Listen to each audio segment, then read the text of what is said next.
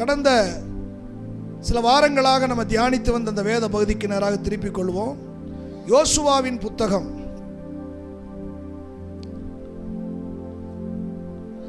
24வது அதிகாரம் 14, 15 ஆகிய வசனம். கர்த்தரை சேவிப்பது உங்கள் பார்வைக்கு ஆகாததாக கண்டால் இன்று தெரிந்து கொள்ளுங்கள். சேவிப்பீர்களோ?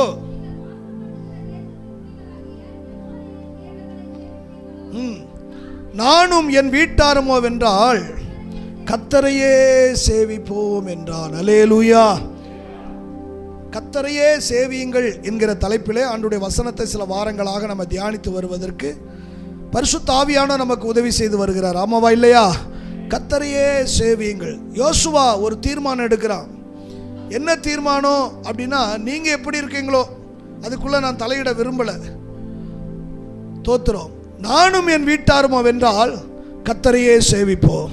அதுல சொல்ல, நம்முடைய முப்பிதாக்கள் யாரை சேவித்தாங்க, நம்மளை சுற்றி இருக்கிற ஜனங்க யாரை சேவிக்கிறாங்க, ஆமா இதெல்லாம் நீங்க சேவிப்பீங்களா அப்படின்னு ஒரு கேள்விக்குரிய வச்சுட்டு, ஆனா நானும் என் வீட்டாருமோ வென்றால் கர்த்தரையே சேவிப்போம். எலியா ஒரு அறைக்கூவல் விடுகிறான். இஸ்ரவேல் ஜனங்கள் யெகோவா தெய்வத்தை ஆராதித்தவர்கள் வழி விலகி போய்விட்டாங்க. அவர்களை பார்த்து ஒரு அறைக்கூவல் விடுகிறான். என்ன அப்படின்னா, கர்த்தர் தெய்வமானால் கர்த்தரை சேவியுங்கள், பாகால் தெய்வமானால் பாகால். அதுக்கு முன்னாடி சொல்றார், எந்த மட்டும் நீங்கள் 2 நினைவுகள் குந்தி குந்தி நீங்க நடப்பீர்கள். ஏதாவது ஒரு நிலைப்பாட்டில் இருக்க. கர்த்தர் தான் தெய்வம்னா கர்த்தர் என்ன செய்யுங்க, சேவிங்க, அவரை ஆராதிங்க. பாகால் தெய்வம்னா நீங்க பாகாலையே சேவிங்க. ஆனா ஒன்றை புரிந்து கொள்ள வேண்டும், நான் கர்த்தரை மட்டுமே சேவிப்பேன். அல்லேலூயா. இன்றைக்கும் சில பேருடைய மனநிலைகள்ல தங்களுடைய வாழ்க்கையில எதிர்பார்த்த அந்த எதிர்பார்ப்புகள் நிறைவேறாவிட்டால் அந்த மனநிலைகள் தடுமாறுகிறது, உண்டாகிறத நம்ம பார்க்கிறோம். ஆனால் ஒன்றை புரிந்து கொள்ளுங்க, நாம் ஆராதிக்கிறவர் ஜீவன் உள்ள தேவன். மரித்தேன் ஆகிலும் சதா காலமும் நான் உயிரோடு இருக்கிற உயிர்த்தெழுந்த இயேசுவை நாம் ஆராதிக்கிறோம். எத்தனை பேர் நம்புறீங்க? ஆமா. இது லெந்து காலம். என்ன காலம்? சும்மா சொல்லுங்க, என்ன காலம்? லெந்து காலத்தில் சில பேர் சில காரியத்தை தவிர்ப்பாங்க. என்ன தவிர்ப்பாங்க? இந்த நாட்களில் சிலர் பூ வைக்க மாட்டாங்க. 40 நாள் வரைக்கும் என்ன வைக்க மாட்டாங்க?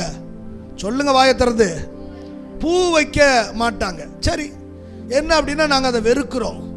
சரி, இந்த துக்க நாட்கள் என்ன வைக்கக்கூடாது?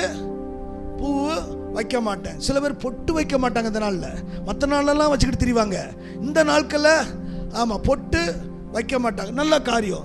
சில பேர் பார்த்தீங்கன்னா 40 நாள் விரதம் இருப்பாங்க, உபவாசம் இருப்பாங்க. உபவாசம் இருக்கிறது நல்ல காரியம். ஆமாம், விரதம் இருப்பாங்க. காலைல ஒரு வேளையாவது உபவாசம் இருப்போம் அப்படின்னு சொல்லி உபவாசம் இருப்பாங்க. 40 நாளும் சாப்பிட மாட்டாங்க. அது ஒரு காரியம். சில வீடுகளில் பார்த்தீங்கன்னா 40 நாளும் தொற்றக்கூடாது. 40 நாளும் அந்த 40 நாளும் யா வாங்க வாங்க, ஏன்னா அவர் விரதம் இருக்காரு, இல்லாட்டா அவர் குடிக்க மாட்டாரு. அதனால அது மேல ஒரு தோத்திரம். இதெல்லாம் நல்ல காரியம் தான். இன்னொரு காரியம், 40 நாள்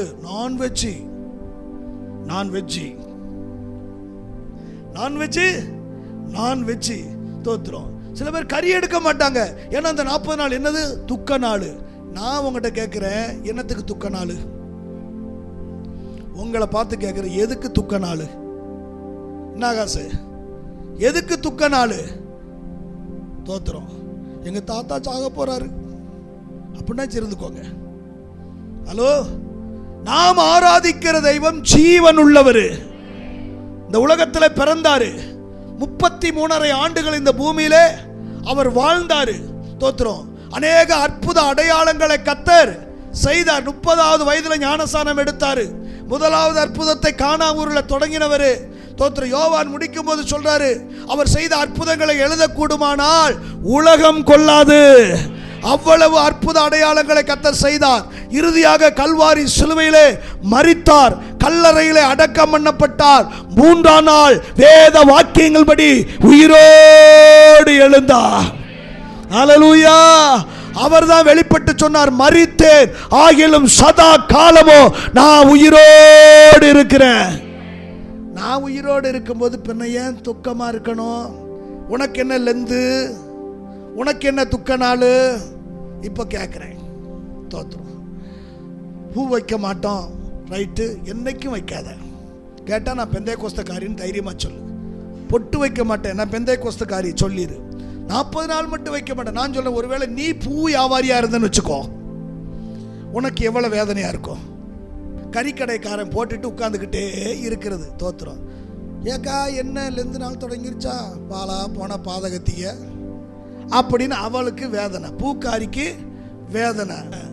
அப்போ இவங்களுக்கெல்லாம் நம்ம வேதனையை கொடுத்துட்டு நீ மட்டும் சந்தோஷமா இருக்கன்னு நினைக்கும். நான் சொல்றேன், ஒருவேளை நீ பொட்டு வைக்கிற ஒரு சகோதரியா இருந்தனா பெரிய பொட்டு அந்த நாளில் வை. என்ன நீ, ஏன்னா அதை ஒன்று வெறுக்க முடியல உன்னால. சில பேர் பார்க்குறது துணூண்டு வைப்பாங்க. ஆமாம், சில பேர் குங்குமம் இல்லாமல் இருக்க மாட்டாங்க. ஏன்னா இவர் மங்களகரமாக இருக்காங்களாம், அதனால குங்குமம் வைக்காம இருக்க மாட்டாங்க. நான் சொல்றேன், இயேசுவுக்காக இந்த குங்குமத்தை கூட வெறுக்க நம்மளால முடியலன்னா நம்ம பெருசா சாதிச்சிருவோம். கையை வைத்து சொல்லுங்க, அது எங்க இருந்து வந்தது? அங்க இருந்து அந்த பழக்கம் இன்னும். ஆமா, தொட்டில் பழக்கம் சுடுகாடு மட்டும் அப்படிங்கிற மாதிரி நமக்கு என்ன செய்யுது அதுக்கு. நான் சொல்றேன், ஒருவேளை பொட்டு வைக்கிற ஒரு சகோதரி இருந்தால் நீ நல்லா வச்சுக்கோ, வேண்டான்னு உனக்கு அதில் தான் சந்தோஷம்னா வச்சுக்கோ. அதில் ஏமாற்ற வேண்டாம். இத்தினூண்டு ஸ்டிக்கர் போட்ட நல்ல பெருசாக ரவுண்டா, சில பேர் பார்த்துருக்கீங்களா, நல்ல பெருசாக இருக்கும். அப்படி வச்சுக்கிட்டு நீ வாட்டுக்கு ஈரன், எதுக்கு இத்தினூண்டு வச்சுக்கிட்டு நீயே இதாக காட்டுற? சில பிள்ளைகளுக்கெல்லாம் வைப்பாங்க, இங்கே ஒரு பொட்டு, இங்கே ஒரு பொட்டு, இங்கே ஒரு பொட்டு, இங்கே ஒரு பொட்டு, தலையில் வேற வைப்பாங்க. அப்படி நான் சொல்ல, பின்னாடியும் சேர்த்து வச்சு விடுங்க. பொட்டு வைக்கிறோம், தோத்துறோம். என்னன்னா கண் திஷ்டியா? ஹலோ, தோத்துறோம். நான் சொல்லேன், கத்தர் கொடுத்த பிள்ளை மேலே எந்த திஷ்டியும் படாதுங்க. கத்தர் உனக்கு பிள்ளை கொடுத்தது உண்மைன்னா அது கத்தர் தான் கொடுத்தாருன்னா எந்த கண்ணு அதில் அவிஞ்சு போகட்டும். என்னது அவிஞ்சு போகட்டும்? பார்த்த அப்படின்னா எத்தனை பேர் குருடா தெரியணும்? இல்லை, ஒன்றும் உங்களை சேதப்படுத்தாது. கர்த்தருடைய வசனத்தின் மேல உனக்கு ஒரு ஆழமான நம்பிக்கை இருக்கு. அதனால நமக்கு லெந்து நாள் கிடையவே. பாஸ்டிக் இருக்கணுமா, போடு ஃபுல் டைமா. ஆமேன்னு சொல்லுங்க. ஃபுல் டைமா நீ வாடுக்கு ஒரு வேலை இருக்கு இரு, ஆனா இந்த நாள்ல தான் இருக்கணும்னு நினைச்சு அப்படி சொல்லிக்கிட்டு என்ன செய்யாத. ஆமா, 40 நாள் கழிச்சு ஏசுனார சிலுவையில் கொல்ல போறாங்க. பிறகு 3 நாள் வருஷம் அவர் சிலுவையில் அறிவாங்க, வருஷம் உயிரோடு இருந்திருப்பார். அப்படியா? இல்லை, ஒரே தரம் மரிப்பதும் பின்பு நியாய தீர்ப்படைவது மனிதனுக்கு நியமிக்கப்படுகிற ஒரு தரம் தான் சாவு. அதனால பாரம்பரியத்துக்கு முதல்ல நம்ம சாவோம். உலகத்தாருக்கு நமக்கு ஒரு வித்தியாசம் வேணும். பாரம்பரிய கிறிஸ்துவர்களாக நம்ம இருக்க வேண்டாம். பரிசுத்தமுள்ள தெய்வ பிள்ளைகளாக வாழ பிரயாசப்படுவோம். சரி, இங்கே கவனிங்க. கர்த்தரை சேவிக்கிற பிள்ளைகளுக்கு ஆண்டவர் வைத்திருக்கிற ஆசீர்வாதம், அதில் ஒன்று உங்களுக்கு நான் சொன்னேன். என்னது அப்படின்னு சொன்னால், அந்த யாத்திராம 23, 25, 26 போது, ஆமாம் தோத்திரம், என்னன்னா உன் அப்பத்தையும் தண்ணீரையும் கர்த்தர் என்ன செய்றாரு? ஆசீர்வதிக்கிறார். ஒன்று அப்படின்னா என்ன? தெய்வ பிள்ளைக ஆமாம் ஆகாரத்துக்கு வழி இல்லைன்னு பட்டினி கிடக்க கர்த்தர் விட மாட்டாராம். எத்தனை பேர் நம்புறீங்க? எனக்கு சாப்பாட்டுக்கு இல்லைங்க அப்படி நான் சொல்ல, ஜீவனுள்ள தெய்வத்தை ஆராதிக்கிற ஒன்றை ஆண்டவர் பட்டினி போட விட மாட்டாரு.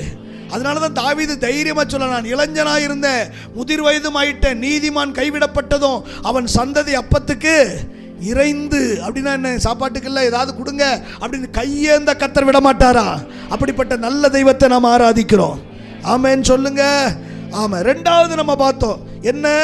யாத்திராம 23, 25 வாசிங்க.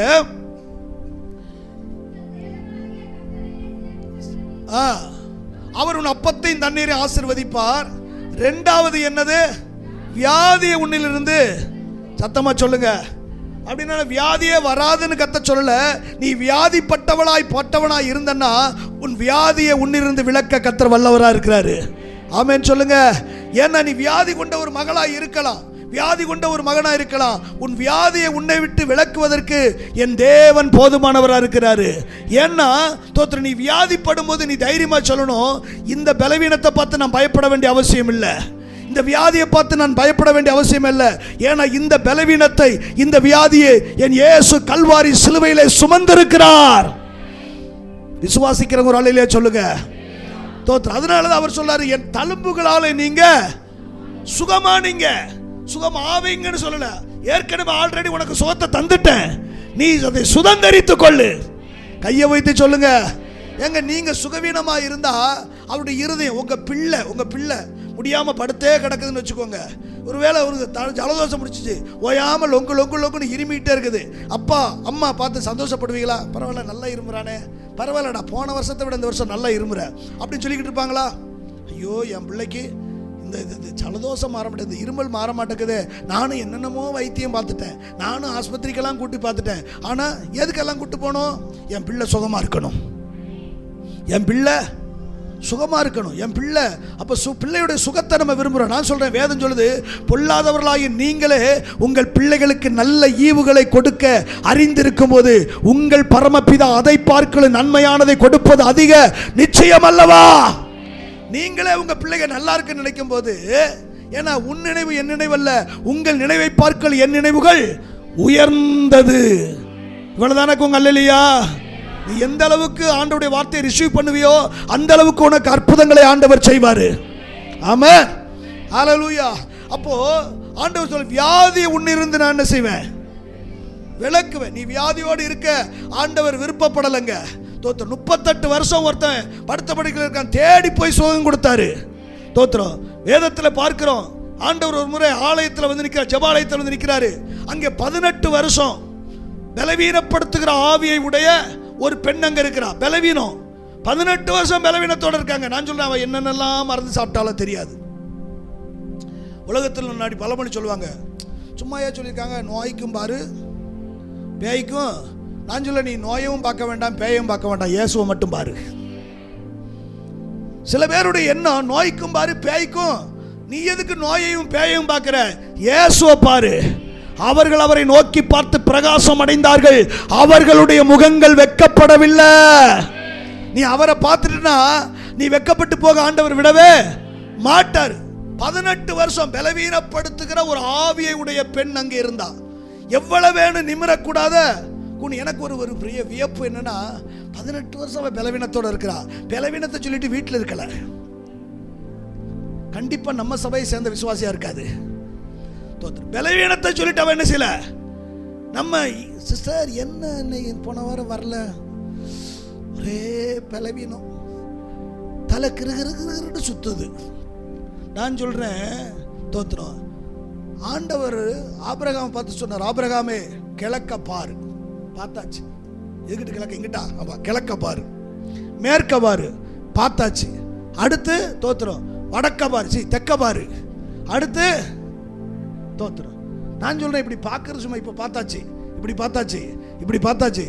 இது எவ்வளவு கஷ்டம் தெரியுமா? ஒரு பக்கம் சுத்துறது. திடீர்னு சொல்றாங்க, எனக்கு தலை கிருகிருன்னு சுத்துது. எவ்வளவு நல்லது, உங்க சரீரத்தோட சுத்துறது எவ்வளவு கஷ்டம். இப்ப ஈஸியா சுத்தின அத்தனை நீங்க பாத்துறீங்க பாருங்க. இதெல்லாம் நம்ம ஆண்டவர் கொடுக்குற ஒரு பெரிய பாக்கியமா நினைச்சு பாருங்க.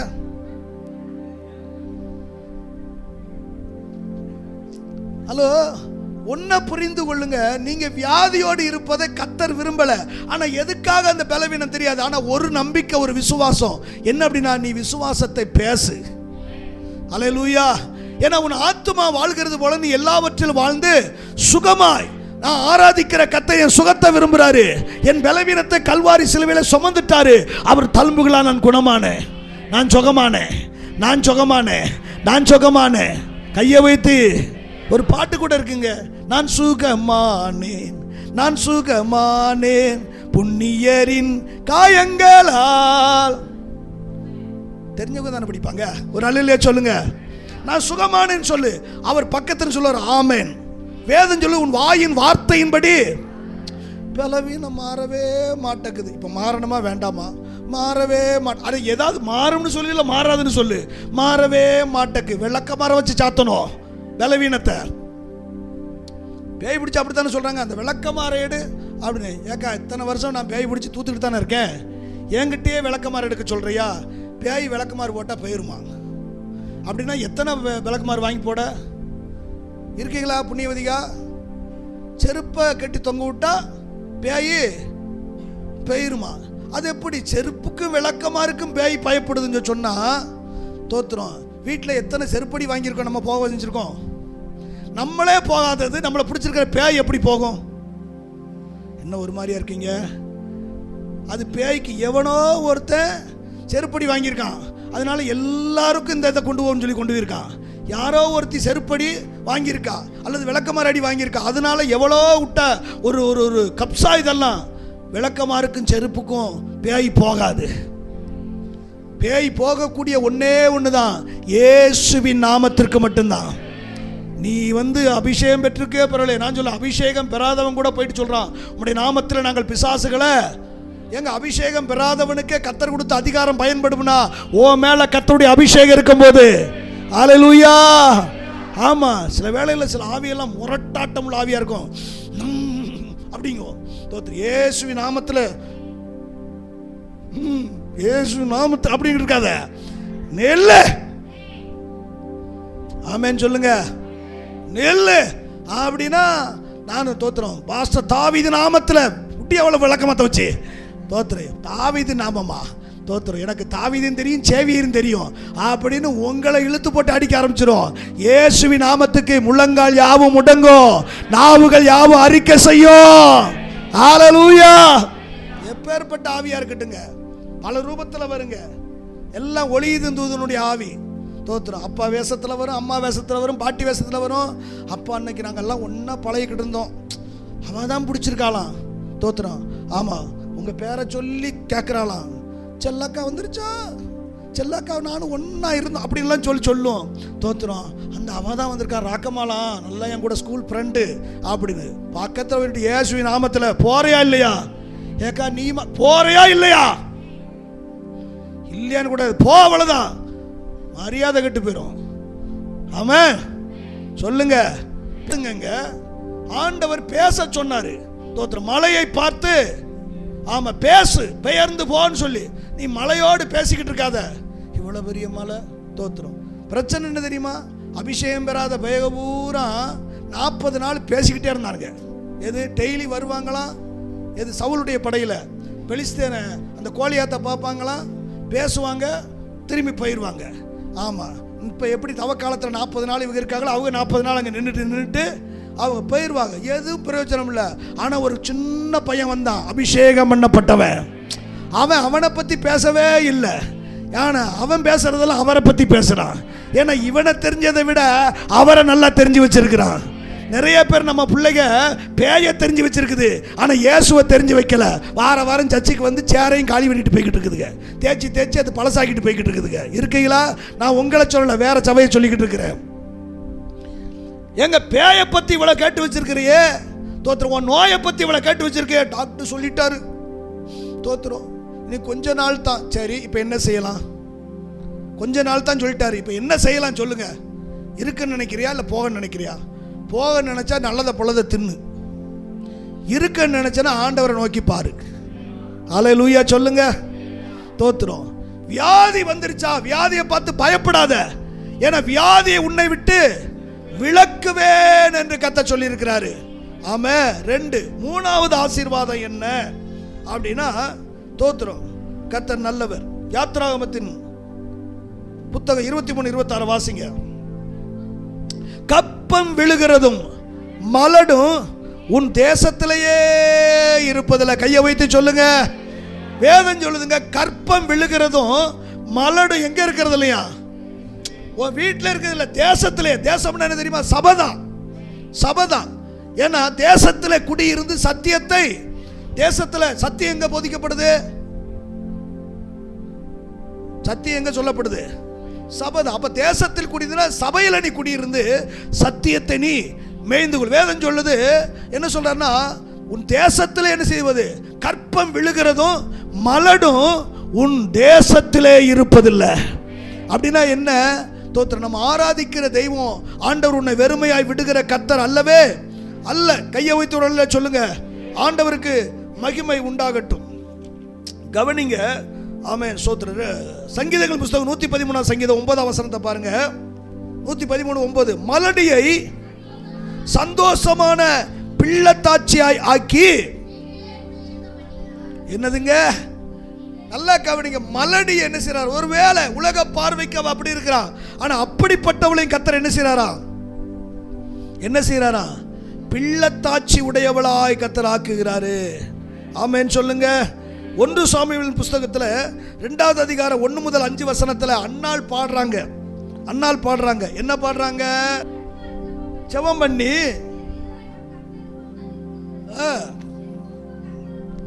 உயர்ந்திருக்கிறது.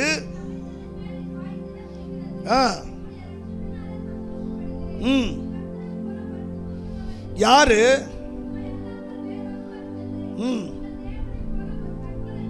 இல்ல, இனி பேசாதீங்க. எவ்வளவு பேசுனீங்க? அவ சொல்றா பாருங்க, மேட்டிமையான பேச்சை இனி பேசாதிருங்க, வேண்டாம்.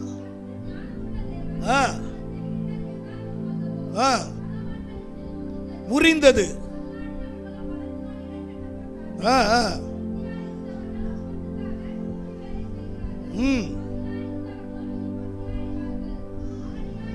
நல்லா கவனிக்கணும். அன்னாள் பாடுறா, மலடியாய் இருந்தவள் எத்தனை பெத்தாலாம்? ஒரு நாள்ல ஒரு பிள்ளைக்கு அழுதுட்டு கிடந்தவா. இவளை பார்த்து தோத்திரம் உடன் பிறந்த சகோதரி மூத்தவா மனதை வேதனைப்படுத்தினா. வார்த்தை நானும் சொல்றேன், இந்த குழந்தை இல்லாத ஒரு வேதனை இருக்கு பாருங்க. இருக்கீங்களா? இந்த குழந்தை இல்லாத வேதனை. ஏன்னா அடுத்த வச்சிருக்கும் போது அது இல்லாட்டா அவங்களுக்கு ஒரு பெருசு இல்லைங்க. கணவன் மனைவி நல்லா ஜாலியாக என்ஜாய் பண்ணுவாங்க. என்ன கிழவன் ஆகிட்டாங்க, நல்லா ஜாலியாக என்ஜாய் பண்ணிக்கிட்டு இருப்பாங்க. ஆனால் இன்னும் ஒரு தீர்க்காக இருங்க தோத்துரு. என்கிட்ட சில பேர் ஃபோன் பண்ணுவாங்க, சார் பிள்ளைங்க நல்லா இருக்காங்களா? நல்லா இருக்காங்க. கல்யாணம் முடிச்சு 4 மாதம் ஆகுது. நல்லா இருக்காங்களான்னு கேட்டுட்டு அடுத்து ஏதாவது புள்ள பூச்சி,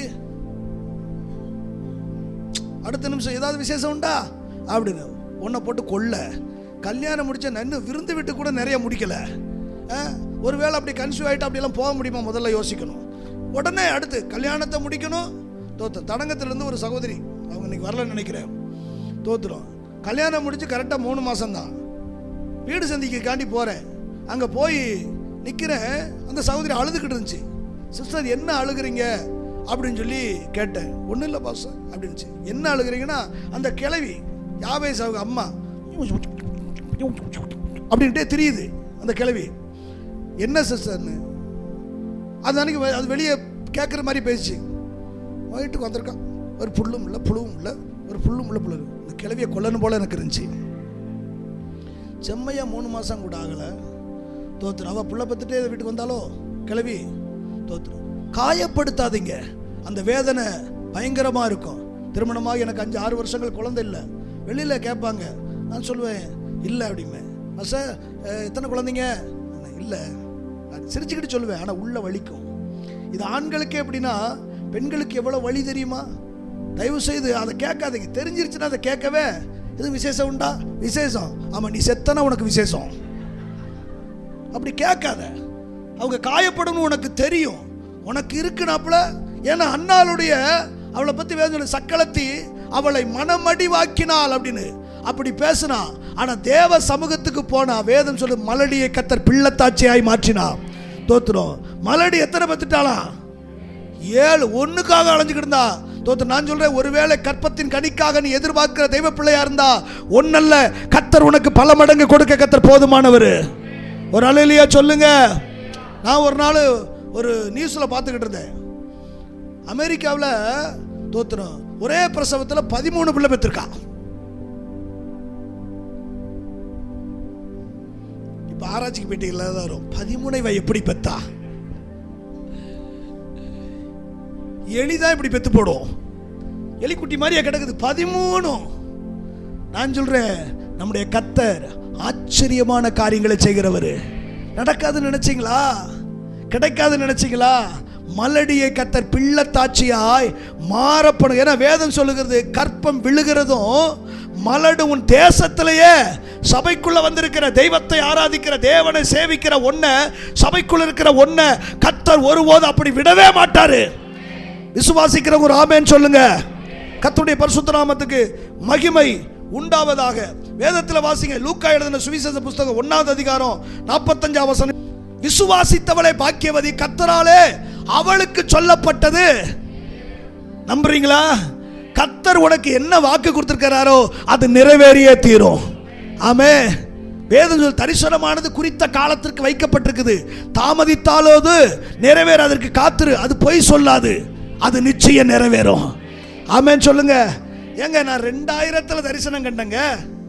2000 கண்டது 40 நாள் பாஸ்டிங்ல 40வது நாள் 2000 கண்ட தரிசனம். நான் சொல்றேன், இன்னைக்கு வரைக்கும் ஒரு கையகல மேகத்தை கூட நான் பார்க்கல. உண்மை. இன்னைக்கு 26 வருஷம் ஆச்சு. ஆனா எனக்கு ஒரு நிச்சயம் உண்டு, என் கர்த்தர் பொய் சொல்ல மாட்டாரு. தாவீதுக்கு நான் பொய் சொல்லன்னு சொன்னவர். நான் சொன்ன வாக்கு வேற கொடுத்துருக்கிறாரு. தரிசனத்திலே நான் பார்த்துருக்கிறேன். கடந்த நாட்களில் கூட பாஸ்டம்மா என்கிட்ட பேசிக்கிட்டு இருந்துச்சு, இந்த இடத்தெல்லாம் சுத்தம் பண்ணுறாங்க முக்கு ரோட்டில் அப்படின்னு சொல்லி. ஆமாம், அப்போ பவுல்கிட்ட சொன்னாங்க, அப்பா இப்படி ஒரு தரிசனம் கிட்ட சொன்னாங்க. ஐயா என்ன தரிசனம் அப்படின்னா, RR நகரில் அந்த முக்கு ரோட்டில் ஒரு ரவுண்டான். இதெல்லாம் பார்த்தாங்கன்னா ஜனங்க இன்னும் கொஞ்சம் நம்புவாங்கல்ல. ஐயா இந்த ஜனங்க என்ன சொன்னாலும் அந்த நேரத்தில் நம்புவாங்க, பிறகு அவங்க பாட்டுக்கு தான் போவாங்க. இந்த பாலத்தை தோத்துரும், இதெல்லாம் பசு போக்குவரத்து இப்படி இருக்குது அப்படின்னு சொல்லும் போது அப்பவும் அல்லேலியா சொன்னாங்க. ஆமாம், அல்லேலியா சொல்லிட்டு விட்டுட்டாங்க. அப்போ பாலம் கட்டும் போது 1-2 வந்து என்கிட்ட சொல்லிச்சு, பாஸ்டர் நீங்கள் சொன்னீங்கல்ல பாலம் கட்டுறாங்க, எங்கே கன்னிசேரி பாலம், அங்கே பாலம், இப்போ இந்த பாலத்தை சொல்ல அந்த பாலத்தை சொன்னது. இன்னும் சில தரிசனங்கள், பெரிய பெரிய வீடுகள் எல்லாம் பார்க்க கர்த்தர் உதவி செஞ்சாரு. நான் சொல்ல அத்தனை பெரிய வீடுகளும் என் பிள்ளைகளாக இருக்கட்டும்.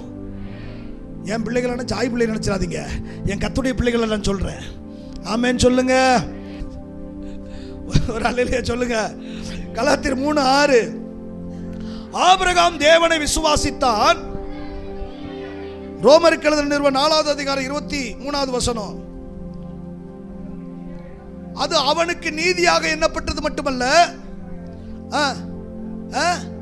என்னதியா, அவனுக்காக மாத்திரமல்ல அது நமக்காகவும் எழுதப்பட்டிருக்கிறது. ஆமென் சொல்லுங்க, கர்த்தருக்கு மகிமை உண்டாது. அது அவனுக்காக மட்டும் எழுதப்பட்டது அல்ல, நமக்காகவும் இணைஞ்சிருக்குது. இந்த வேத வசனத்தில் ஒன்று அவங்களுக்கு நடந்தது இவங்களுக்கு நடந்தது அப்படின்னா இது அவனுக்காக மட்டும் இல்ல, அவனுக்கு கர்த்தர் சொன்னாரு, அதை அவன் விசுவாசித்தான். இருக்கீங்களா? ஆண்டவர் கர்த்தர் வந்து ஆபிரகாம்கிட்ட சொல்றாரு, அதை விசுவாசித்தான், அவன் விசுவாசித்தான், ஏற்றுக்கொண்டான். அப்ப இது எதுக்கு எழுதியிருக்குது? நமக்காகவும் எழுதப்பட்டிருக்கிறது. உபாகமத்தின் புஸ்தகம் தோத்திரம் 7வது அதிகாரம் 14வது வசனம், அங்க சொல்றார், உங்களுக்குள்ளும் உங்கள் மிருக ஜீவன்களுக்குள்ளும் ஆணா இருக்கட்டும் பெண்ணா இருக்கட்டும், ஒரு அல்லேலூயா சொல்லுங்க. ஆண்டவர் உங்களுக்குள்ள இருக்கட்டும். நான் சொல்ல, நீங்க வளர்க்கிற கால்நடை கூட இருக்கட்டும், அது ஆணா இருக்கட்டும் பெண்ணா இருக்கட்டும், அங்கே மலடு இருப்பதில்லைன்னு கர்த்தர் சொல்றாரு. இது அவங்களுக்காக எழுதப்பட்டதும் அல்ல, நமக்காகவும் எழுதப்பட்டிருக்கிறது. கர்த்தர் உனக்கு எனக்கு இந்த வாக்கு பண்றாருங்க. எனக்கு சில காரியம் தெரியாது. சில விஞ்ஞானிகள்லாம் இருக்கிறாங்க, மரங்களை குறித்து சொல்லுவாங்க. என்னன்னா, அந்த மரத்தில் கனியே இல்லையா அப்படின்னு சொன்னா தோத்துரும், இது வந்து ஆண் மரம். என்ன மரம்? ஆமா, நல்ல கனிகள் இருந்துச்சுன்னா, பழமெல்லாம் இருந்துச்சுன்னா அது என்னது? நம்ம ஆளுங்க. தோத்துரும், இது ஆண் மரம், இது பெண் மரம். ஆமா, நான் சொல்றேன், இந்த இங்க இருக்கிற மரம் என்ன மரம்? போகும்போது சொல்லிட்டு போங்க. வரும்போது எங்க சகோதரர், ஆமா, அவர் அதுக்கு விளக்கமெல்லாம் கொடுத்துட்டு வந்தாரு. அந்த மரம் எப்படி என்ன அப்படின்னு சொல்லி அவ்வளவு. நான் சொன்னேன், இவ்வளவு அழகா விளக்கம் கொடுக்குறாரு, இந்த வேதத்தை கொஞ்சம் ஆராய்ச்சி விளக்கம் கொடுத்தாருன்னு என் மனசு அப்படித்தான் ஓடிச்சு. வெளியே சொல்லலை, ஆனால் இப்போ சொல்லிவிட்டேன் எல்லாரும் மத்தியிலையும். ஒரு அல்லேலூயா சொல்லுங்க. தோத்துரும். ஆதியாகமத்தின் புஸ்தகம் 25வது அதிகாரம் 20 முதல் 22 வசனம். ஆதியாகமம் இருந்தான்.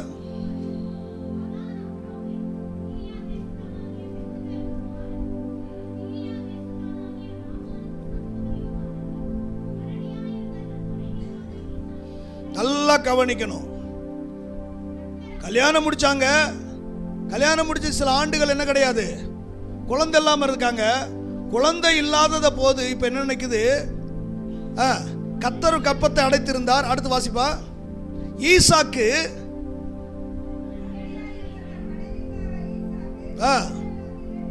என்ன செஞ்சானா? தன் மனைவிக்காக கனவை வேண்டிக் கொள்றான். என்ன வேண்டிக் கொள்றான்? ஆண்டவரே, எனக்கு என்ன வேணும்? எங்களுக்கு ஒரு குழந்தை வேணும். தன் மனைவிக்காக வேண்டிக் கொண்டான். அப்படின்னா என்ன? ஆண்கள் ஜெபம் பண்ணணும். நிறைய இடங்கள் ஆண்கள் என்ன செய்ய கிடையாது, நீ பண்ணு நீ பண்ணு. தோத்து நீங்க நாங்க அப்படி வெளியே போயிட்டு வந்துடுறோம், நீ ஜெபம் முடிக்கக்குள்ளேயே நான் வந்துடுறேன். தோத்துறோம். சோறு பொங்காதீங்க, சோறு பொங்காதீங்க. என்னன்னா, நானும் வெளியில போயிட்டு வரேன், நீ சோறை பொங்கி வை. நான் இவ்வளவு நேரம் ஜெபம் பண்ணிக்கிட்டு இருந்தேன், என்ன நீ ஜெபம் பண்ணு, என்ன இல்லாட்ட நீ சோத்த பொங்கு, நான் வெளியில நீ ஒரு பாலத்துக்கு போயிட்டு வந்த, நான் எங்க அம்மா வீட்டுக்கு போயிட்டு வரேன். என்ன ஒரு மாதிரியா பாக்குறீங்க? வேதம் சொல்லுதுங்க, தன்னுடைய மனைவிக்காக ஈசாக்கு என்ன செய்தானா? ஜெபம் பண்ணணும். உங்க வாழ்க்கையில நான் சொல்றேன், அவங்க ஜெபத்தையும் கத்த கேட்கிறாரு, ஆனா உங்க ஜெபத்தை ரொம்ப எதிர்பார்க்கிறாரு. உங்களுக்கு ஒண்ணு தேவை அப்படின்னா நீங்க தான் என்ன செய்யணும்? தோத்திரம் ஜெபம் பண்ணணும்.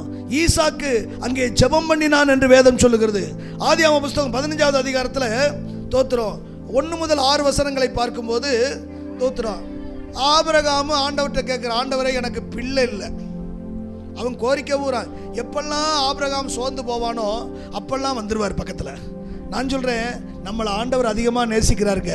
நீங்கள் சோர்ந்து போகும்போது மற்றவங்க வர்றாங்களோ இல்லையோ, கர்த்தர் உங்கள் பக்கத்தில் வந்துடுவார். ஏன்னா சோர்ந்து போகிறவனுக்கு அவர் என்ன செய்கிறாரா? பலன் கொடுக்கிறாரா. சத்துவம் இல்லாதவர்களுக்கு சத்துவத்தை பெருக பண்ணுகிறார். அந்த வசனத்தில் ரொம்ப ஆழமாக பிடிச்சுக்கிடணும். ஆபிரகாம் எப்பெல்லாம் சோர்ந்து போறாரோ வந்துடுறாரு. வந்த உடனே அவன் என்ன எதிர்பார்க்கிறான் அப்படின்னு கையிலேயே கொண்டு வந்துடுறாரு.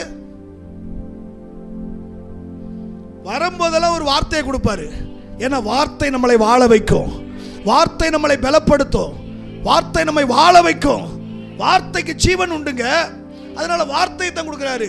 தோத்திரம் ஆண்டவரே எனக்கு பிள்ளை இல்லை, இங்கே ஒருத்தன் திரியிறானே, அவன் சுதந்திரவாளியா இருக்கிறான். கத்த சொல்றாரு, அவன் கிடையாதுடா, உனக்கு ஒரு பிள்ளைய நான் தருவேன். ஒரு ஆளிலே சொல்லுங்க தோத்திரம். 15வது அதிகாரத்தில் பார்த்தீங்கன்னா எனக்கு பிள்ளை இல்லை, அதான் கோரிக்கை. கர்த்தருக்கு மகிமை உண்டாவதாக. நிறைய வேளைகளை நம்முடைய கோரிக்கை வைக்கிறது. ஆண்டவர் வார்த்தையை கொடுத்தா வார்த்தையை பிடிச்சுக்கோங்க. வார்த்தையை மட்டும் என்ன செஞ்சிடாதீங்க, விட்டுறாதீங்க. வார்த்தை நான் சொல்ல நம்ம தொழிலை ஆசீர்வதிக்கும், நம்முடைய வியாபாரங்களை ஆசீர்வதிக்கும், நம்முடைய பிள்ளைகளை ஆசீர்வதிக்கும். ஆண்டவர் வாயை திறந்து வார்த்தை மட்டும் சொல்லணும். ஆமாம், அதனால தான் நூற்றுக்கதி சொல்கிறேன், ஒரு வார்த்தை சொல்லும். நீங்கள் ஆண்டவர்கிட்ட போய் அதை கொடுங்க இதை கொடுங்க அப்படின்னு சொல்ல, ஒரு வார்த்தை சொல்லும். உமக்கு தெரியும் ஆண்டவர் எனக்கு ஒரு வார்த்தை மட்டும், இந்த ஒரு வார்த்தை அவற்றிலிருந்து வாங்குறதாங்க பெரும்பாடு.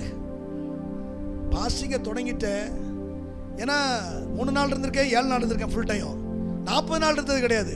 கர்த்தர் சொன்னார்னு இன்னொரு ஊழியக்காரர் மூலமாக சொன்னார், நீ என் பாதத்தில் தோத்திர மோசை மாதிரி நீ 40 நாள் இருப்பையானா? இருப்பேன் ஆண்டவரே உடைய கிருபையினால தாங்கப்பா அப்படின்னு ஒழுங்குபடுத்திட்டு இருந்தாச்சு. 1 நாளாச்சு, 2 நாளாச்சு, 3 நாளாச்சு, 4 நாளாச்சு. நானும் ஒரு 3 கோரிக்கை வச்சேன். சவுந்தரா சிஸ்டர் ஒரு அலையிலையா சொல்லுங்க. சரி தோத்துறோம், எனக்கா ஜெபம் பண்ணுறாங்க, வேற ஒன்றும் இல்லை. கர்த்தர் நல்லவர். இப்போ என்ன ஒன்று, நான் ஒரு 3 கோரிக்கை வச்சேன். 3 கோரிக்கையில் முதல் கோரிக்கை உபவாசத்தின் முதல் நாளே நிறைவேறிச்சு. 2வது கோரிக்கை 15வது நாள் நிறைவேறிச்சு. 3வது கோரிக்கை நிறைவேறவே மாட்டேங்குது. 21வது நாள். ஏன்னா 3 நாளும் சாப்பிடாம இருக்கேன், 3 வேளையும் சாப்பிடாம இருக்கேன். 21 நாளாகி போச்சு. தோத்துறோம். ஆளு ஏற்கனவே அப்போ ஒல்லி, இப்பயாவது பரவாயில்ல, ஆளு ஒல்லி. யாரை சொல்லலாம் இங்கே அடையாளத்துக்கு? எல்லாம் கொளுத்த கன்றுகளை போல இருக்கிறீங்க, யாரை சொல்ல முடியல. தோத்துறோம். ஆளு எலும்பும் தோலுமா. நம்ம தம்பி விஜய் இருக்கார்ல, அவரை மாதிரி நான் இருக்கிறேன். அப்படித்தான் அவருக்கு, நீங்கள் நம்ம வீட்டில் வந்து சாப்பிடியா, நீ எந்த சாப்பிட்டேன்னா நீ பாசமா மாதிரி ஆயிடுவேன். தோத்துறோம். ஒரு ஆளிலையா சொல்லுங்க. ஆமாம், எனக்கு அவ்வளவு இதாக இருக்குது. ஏன்னா 3 வேளையும் அப்படிங்கும்போது பயங்கரமானது. 21 நாள் அந்த காரியம் நிறைவேற மாட்டேங்குது. 21 நாள் ஆகி போச்சு. நான் இப்படி சாப்பிடாம பட்டினி கிடக்கிறேன், எனக்கு அது நிறைவேற்ற மாட்டேன். என்ன நிறைவேற்றலை அப்படி என்ன காரியம் கேட்டேன் அப்படின்னா, ஒன்றும் கிடையாது, உங்களை பார்க்கணும், பேசுகிறத கேட்கணும். இந்த 2 தவிர எனக்கு வேற ஒன்றுமே வேண்டாம். அழுது அழுது அழுது குமிச்சு தடுமம் பிடிச்சிக்கிச்சுங்க. தோத்துற கடைசியில் அந்த சர்ச்சுக்கு பின்னாடி இருக்க தண்ணி தொட்டி, அந்த ஞானஸ்தான தொட்டியில் போய் உட்காந்துட்டு வானத்தை அண்ணாந்து பார்த்துட்டு, நீங்கள் பேச மாட்டீங்க, நீங்கள் பேசுவீங்க, என் கூடலாம் பேச மாட்டீங்க. டிஜிஎஸ் தினகரன் சொல்கிறாரு, மோகன் சிலாசன் சொல்கிறாரு, அப்பா தர சொல்கிறாரு, ஐயா தர சொல்கிறாரு, அண்ணன் தர சொல்கிறாரு, எல்லா துறையும் சொல்கிறாங்க. கர்த்தர் என் கூட பேசினார், வெளிப்பட்டார், நேரடியாக வந்து காட்சி அளித்தார்னு. நான் என்ன கேட்குறேன்? கன்னிசரி எழுதி கொடுங்க. நான் கேட்குறேன், என் கூட பேசுங்க, உங்க பார்க்கணும்னு கேட்குறேன். என் கூட பேச மாட்டீங்க ஆண்டவர். அழுக அழுக அழுக. ஒரு தீர்மானம், நீரு நான் இன்னொரு சான்ஸ் தர்றேன் உமக்கு. ஆண்டவர்கிட்ட சொன்னது, இன்னொரு வாய்ப்பு தர்றேன் ஆண்டவருக்கு. நான் மறுபடியும் ஜெபம் பண்ண போவேன். என் கூட நீங்கள் பேசி எனக்கு தரிசனமானீங்கன்னா இந்த உபவாசம் கண்டினியூ, இல்லைன்னா இதோட ஸ்டாப். இனி என்னைக்கும் உபவாசம் இருக்க மாட்டேன். வந்து மறுபடியும் உட்கார்ந்து ஜெபம் பண்ண தொடங்குறேன். சில மணித்துளிகள் ஆச்சு. சில மணித்துளிகள் கழிச்சு ஒரு சத்தம் முதலாக என் வாழ்க்கையில் அப்படி ஒரு சத்தத்தை நான் கேட்டதே கிடையாது. என் தாசனே, என் தாசனே என்னை பார். முதல் வார்த்தை, என் தாசனே என்னை பார். அந்த என் தாசனே என்ன அறியாமல அப்படி நான் சொல்றேன். இருட்டாயிருச்சு, முழிச்சு பார்க்கிறேன், ஒருத்தர் இல்லை. எனக்குள்ள ஒரு இது, ஆண்டவர் பேசியிருப்பாரோ, அவராவது நம்ம கூட பேசுறதாவது, அப்படித்தான் நான் சொன்னேன். மறுபடியும் கொஞ்சம் நேரம் ஜெபம் பண்றேன். மறுபடியும் தாவீது என் மகனே என்னை பார். ரெண்டாவது, இந்த ரெண்டாவதும் கேட்ட உடனே என்னை அறியாமலே ஆண்டவரே ஆண்டவரே அப்படின்னு ஓங்கி அழுக ஆரம்பிச்சேன் பாருங்க. கொஞ்ச நேரத்தில் என் கண்கள் திறக்கப்படுகிறது. ஒரு தரிசனம். நீ என்றைக்கு இந்த உபவாசத்தில் வந்து உட்கார்ந்தையோ அன்று முதல் நீ பார் அப்படின்னா உன்னை நான் என் மடியில் வச்சு நான் சுமக்கிறேன். ஒரு காட்சி, ஒரு சின்ன குழந்தை எப்படி மடியில் வச்சு அந்த கன்னத்தோட கண்ணமாக அப்படி உரைச்சிக்கிட்டு இருக்குமோ அதுபோல் ஒரு காட்சியை நான் பார்த்தேன். அழுதேன் மணிக்கு ஒன்றும் ஜோமனில் வைக்கல. அழுதேன், போதும் ஆண்டவரே போதும். உளர்னேன், என்னென்ன உளரணுமோ உளர்னேன். இப்படி என்ன செத்தாலும் பரவாயில்ல ஆண்டவரே, இப்படி என்ன எடுத்துக்கிட்டாலும் பரவாயில்ல ஆண்டவரே. வேற என்ன பதறித்தான் மோசே பதறி பேசுன மாதிரி என்னென்னமோ பேசுறேன். மகிழ்ச்சி, சந்தோஷம், ஆனந்தம். இருக்கீங்களா? அல்லேலூயா. இன்றைக்கு நம்மோடு கூட கர்த்தர் பேசுகிறவர். ஆபிரகாம் எப்பொழுதெல்லாம் சோர்ந்து போகிறானோ அப்பொழுதெல்லாம் கர்த்தர் வார்த்தையின் மூலமாய் வெளிப்படுகிற தேவனாய் இருக்கிறாரு. ஆமென் சொல்லுங்க. அல்லேலூயா.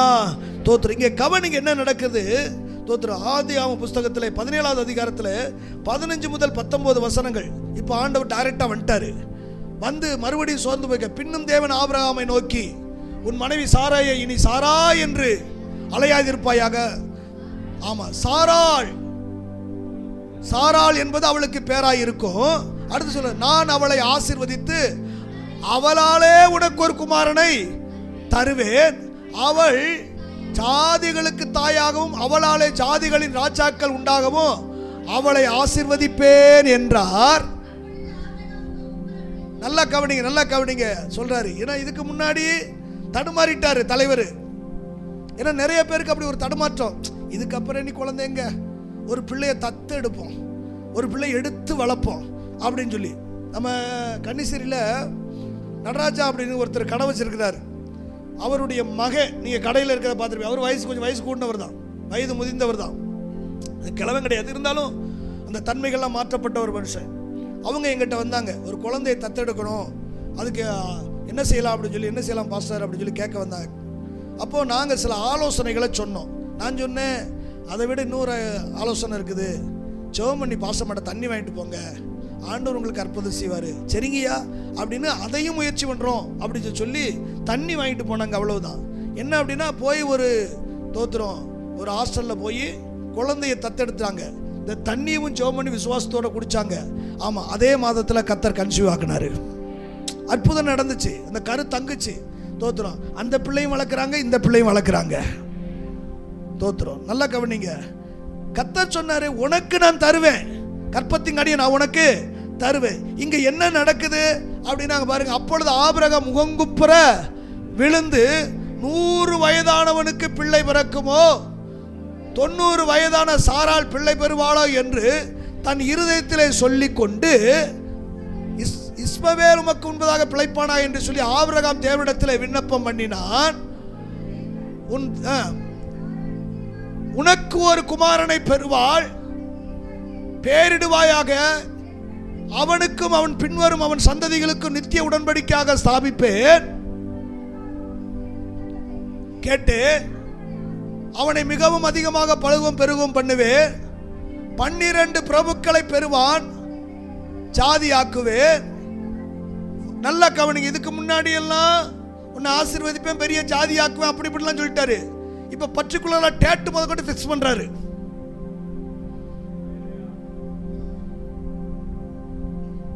நல்லா இருப்பீங்க. டேட்டு முதற்கொண்டு இப்ப சொல்றாரு.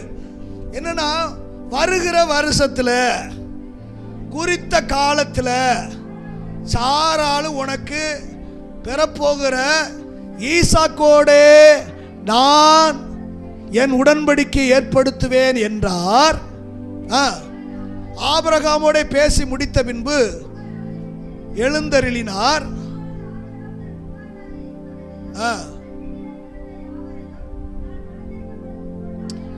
அந்த முதல் பகுதியை வாசிக்கும் போது அவன் முகங்குப்புற பணிந்து அவன் நகைத்தான் அப்படின்னு இருக்குதா?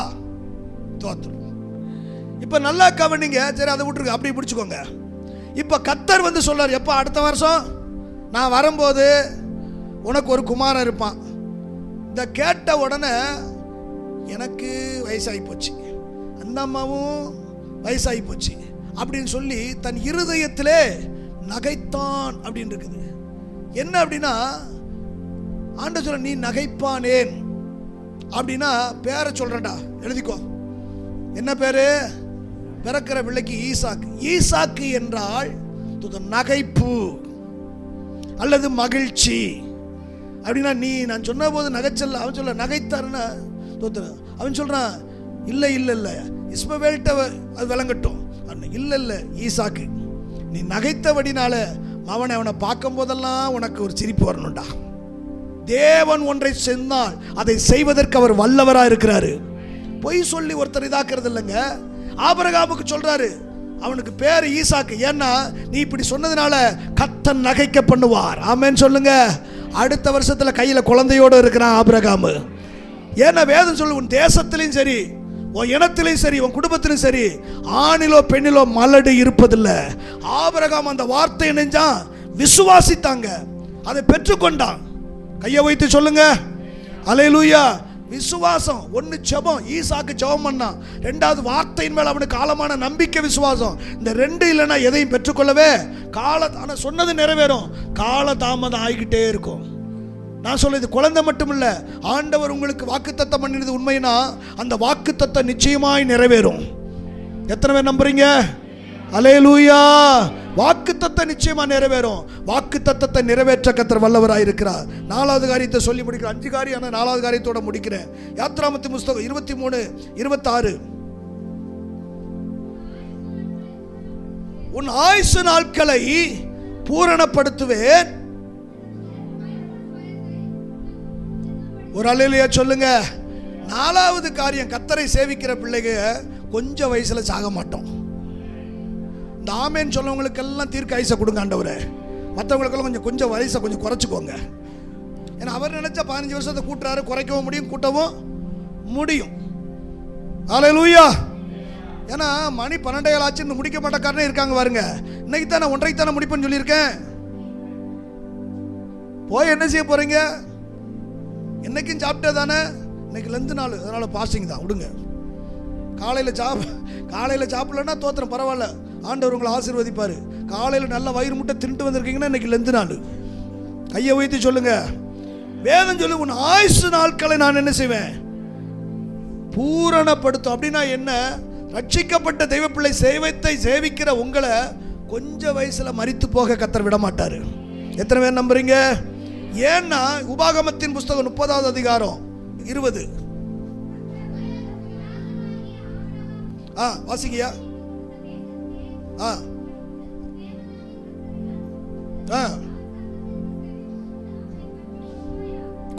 கொள்வாயாக, அவரே உனக்கு ஜீவனும் தீர்க்க ஆயுசும் ஆவார். ஒரு அல்லேலூயா சொல்லுங்க.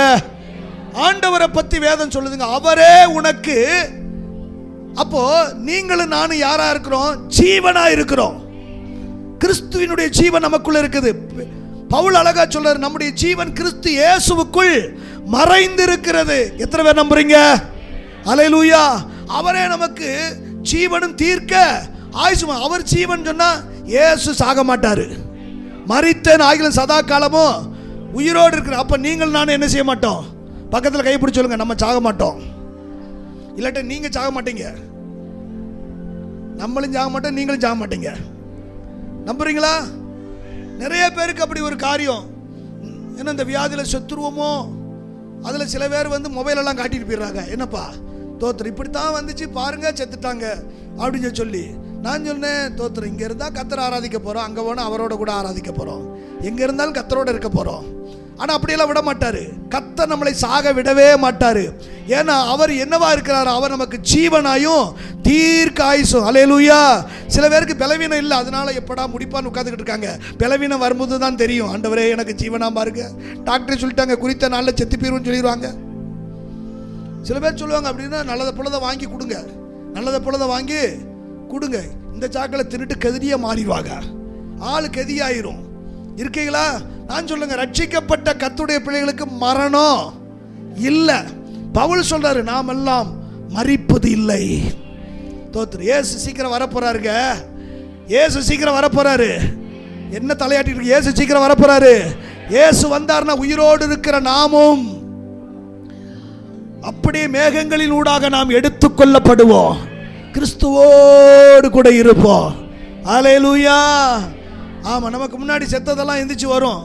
ஆமா, எங்கெங்கெல்லாம் புதைச்சி வச்சாங்களோ கிறிஸ்துக்குள்ள மரிச்சவங்க அப்படியே எழுந்து அப்படியே வருவாங்க. ஏற்கனவே மேல மத்திய ஆகாசத்துக்கு போனாங்க பாருங்க, தோத்திரம். அந்த பரதேசில தங்கி இருக்கிறதெல்லாம் அதுக்கெல்லாம் வருங்க. அப்படி பார்ப்பீங்க. டார்லிங் அங்க சொல்ல முடியாது. ஆமா, தோத்திரம். முன்னாள் காதலன் இருப்பார் அவரு, அப்படிலாம் பார்க்காதீங்க. அவர் ரட்சிக்கப்பட்டார் பாஸ்டர், இருக்கட்டும், அங்க போய் இச்சிக்க கூடாது. ஆமா, ரட்சிக்கப்பட்டது ரட்சிக்கப்பட்டது தான். கையை ஊற்றி உள்ள சொல்லுங்க, கர்த்தர் வருவாரு, அவரை நம்ம தரிசிப்போம்.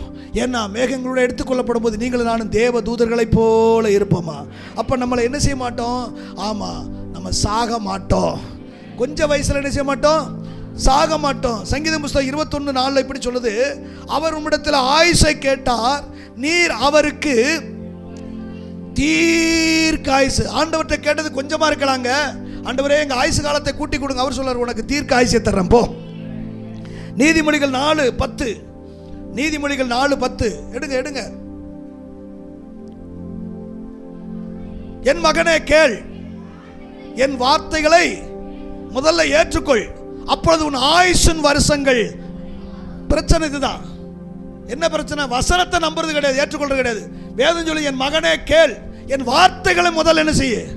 ஏற்றுக்கொள். அப்படி ஏற்றுக்கொண்டனா உன் ஆயுசு வருஷங்களை அதிகமாய் ஆக்க. எந்த அளவுக்கு நீங்க வார்த்தையை ஏற்றுக்கொள்றீங்களோ அந்த அளவுக்கு உங்க வயசு கூடிக்கிட்டே போகும்.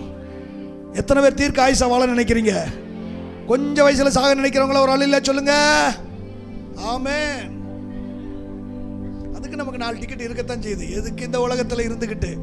ஆமென். சங்கீதங்கள் புஸ்தகம் 92 சங்கீதம் 15வது வசனம். சங்கீதம் இருப்பாய். அங்கே கவனிங்க, நீ முதிர் வயதிலும் கனி தந்து புஷ்டியும். அப்படின்னா என்ன? கொஞ்சம் வயசுல சாக மாட்டீங்க அப்படிங்காரு. முதிர் வயது வரைக்கும் கனி கொடுப்பன்னா அப்ப நீ கொஞ்சம் வயசுல என்ன செய்ய மாட்ட? சாக மாட்ட. 128:6 இப்படி சொல்லுது, நீ உன் பிள்ளைகளையும் ஹலோ, பிள்ளைய பார்த்தா நீ இதோட போயிட மாட்ட. நீ பாட்டியாவ, பல்லெல்லாம் பொக்கு கிளவியா நீ திரிவ. அல்லேலூயா. ஏன்னா பாட்டிக்கெல்லாம் பல்லு போயிருது. தோத்துரும். என்னுடைய அம்மா வந்து இங்க கொஞ்ச நாள் இருந்தாங்க, சின்னம்மா. அப்போ அவங்களுக்கு நாங்கள் வீட்டில் கறி எடுக்குன்னு சொல்லி ஒரு கத்தோட்டி பிள்ளை கறி வாங்கி கொடுத்துச்சு. அம்மா கறி சாப்பிடுங்கம்மா. வேண்டாம் ஐயா, அம்மா சாப்பிடுங்கம்மா அப்படின்னு. பல்லு இல்லையா? மேட்ரு அதுதான். ஆசை இருக்கு. ஆனால் இதே எங்கள் அப்பா கொடுத்தா ஒரு ஓரமாக வச்சு ஜம்ஜம்னு மென்னாது பீர்வார். ஆமாம்.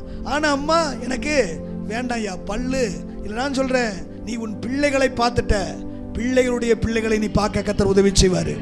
ஆமென் சொல்லுங்க. கடைசி ஒரு வசனத்தை சொல்லி முடிக்கிறேன். ஆதியாகமம் 15:15. நீ சமாதானத்தோட சேர்வாய். என்னதுங்க? கர்த்தர் சொல்றாரு, நீ முதிர் வயதிலே. அப்படின்னா என்ன? கர்த்தரை சேவிக்கிற உனக்கு தோத்திரம் ஆயுசு காலங்களை பூரணப்படுத்துகிறாரு. நான் சொல்ல, பலவீனப்பட்டிருக்கலாம், உனக்கு வியாதியா இருக்கலாம், மருத்துவரே கூட சொல்லியிருக்கலாம், வாய்ப்பில்லை, கொஞ்சம் காலம் வேணா இருக்கலாங்க, கொஞ்ச நாள் வேணா இருக்கலாம். நான் சொல்றேன், தேவனுடைய வசனம் சொல்லுது, நீ முதிர் வயது வரைக்கும் இருப்ப. நல்ல முதிர் வயதில் நீ அடக்கம் பண்ணப்படுவ. அப்படின்னா மரணத்தை பார்த்து தைரியம், மரணமே உன் கூறங்க, நான் சாக மாட்டேன். மரணத்தை பார்த்து சவால் விடுங்க. இயேசு மரணத்தை ஜெயித்திருக்கிறபடினால வியாதியை பார்த்து நீ பயப்படாத, பலவீனத்தை பார்த்து பயப்படாத, மரணமே வந்தாலும் பயப்படாத. ஆமென்.